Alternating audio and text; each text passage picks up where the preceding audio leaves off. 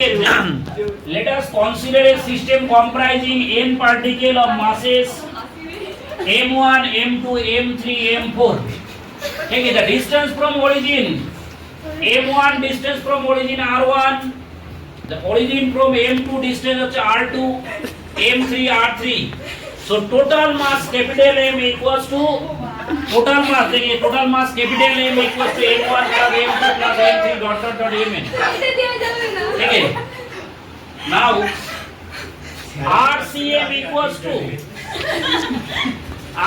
equals to now RCM center of mass RCM equals to look at this, the M1 R1 plus M2 R2 plus M3 R3 plus dot dot dot plus up to Mn Rn divided by capital M, divided by capital M.